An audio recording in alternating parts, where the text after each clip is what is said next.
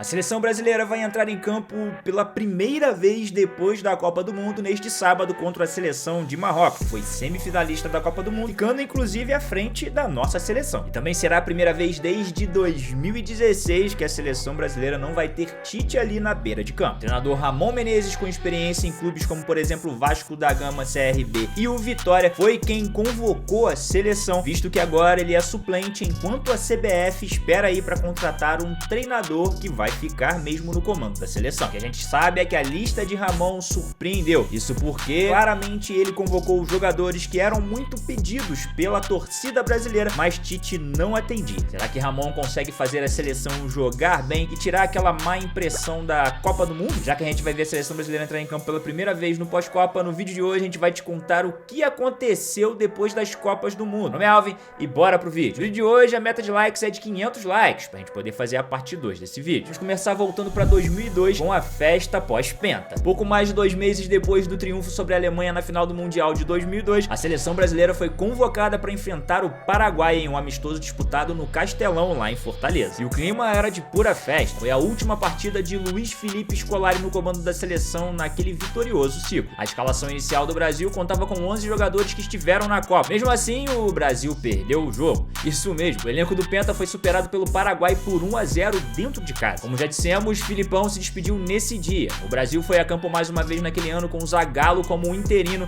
e quem ficou por todo o restante do ciclo foi Parreira, que assumiu em 2003. Agora avançamos para 2026, quando o Brasil estava sob nova direção. Poucas vezes uma seleção teve uma constelação de craques bons de bola e tão decisivos como aquele time de 2006. O Brasil simplesmente era uma máquina de moer adversários e venceu tudo que disputou desde a última Copa. Porém, na Copa a seleção teve pouquíssimo brilho e o talento individual não salvou. No pós-Copa a CBF escolheu um treinador linha dura para acabar com a farra da seleção, que para muitos era o motivo do fracasso na Copa. Em agosto de 2006, Dunga tinha o seu primeiro desafio como treinador ao convocar a seleção para um amistoso contra a Noruega, antigo algoz brasileiro. E o que se viu em campo não justificou todas as mudanças que o treinador vinha para propor. Empate em 1-1 com gol marcado por Daniel Carvalho. Dunga apostou em diversas caras novas e não convocou nenhum medalhão da Copa do Mundo. Já em questão de novidades, foram 14, com destaque para nomes como os goleiros Fábio e Gomes, o lateral Marcelo, os meias Júlio Batista e Wagner, e os atacantes Daniel Carvalho e Wagner Love. Houveram muitas mudanças até o grupo final levado por Dunga para a Copa da África do Sul. Chegamos ao ano de 2010 e a seleção brasileira vem aí com uma nova safra. Após a derrota para a Holanda, Dunga foi demitido e outro gaúcho foi trazido para solucionar os problemas da seleção. A bola da vez foi o técnico Mano Menezes. Já para a primeira lista, atendeu a clamores de boa parte do Brasil para levar dois nomes que todos queriam ter visto em campo na Copa: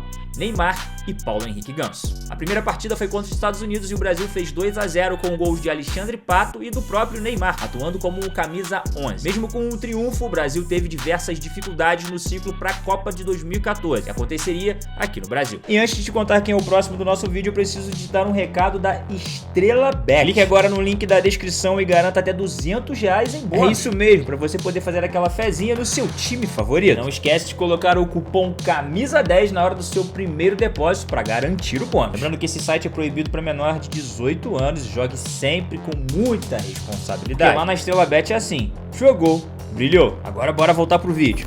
Chegamos ao ano de 2014 e temos a volta dos que já foram. Terra arrasada e sensação de que o futebol brasileiro já havia perdido a coroa e a majestade. Foram essas as sensações no pós-mundial de 2014. Tanto que poucas pessoas devem se lembrar do time que foi a campo no amistoso contra a Colômbia em Miami, em setembro de 2014, depois daquele fatídico 7-1. Novamente a CBF trouxe Dunga para o comando do time, que estreou com um bom resultado: 1-0 contra a Colômbia.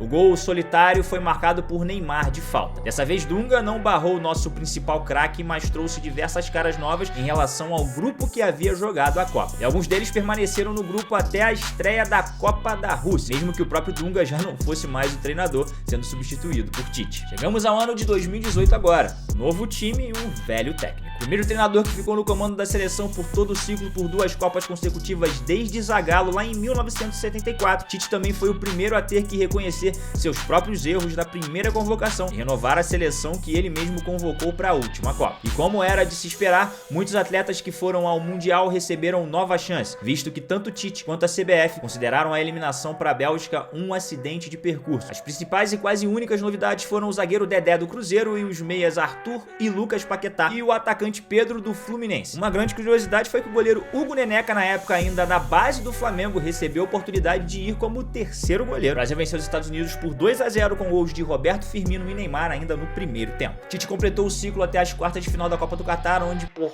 4 minutos não conseguimos chegar à semifinal da Copa. A pergunta que eu faço, e talvez eu já saiba até a resposta, é a seguinte: treinador que deve assumir a seleção depois de Ramon, que está como interino, deve ser um gringo ou deve ser um brasileiro? Deixe sua resposta aqui nos comentários. A gente sabe que nos últimos anos tem sido difícil torcer para a seleção brasileira, mas a gente quer muito que a nossa seleção volte a jogar em alto nível e botar medo nas grandes lá da Europa. Não só da Europa, como daqui também, né? Afinal, a grande campeã mundial foi a Argentina. Você que assistiu até aqui, muito obrigado pela sua presença. Se você ainda não é inscrito em nosso canal, se inscreve aí e dá aquela moral ativando o sininho, porque o YouTube vai sempre te avisar que tiver vídeo novo por aqui. Não esquece também de deixar os seus comentários com a sua opinião. Você que já nos segue, muito obrigado pela sua presença. Deixe seu like e também o seu comentário. Meu nome é Alvin e até a próxima.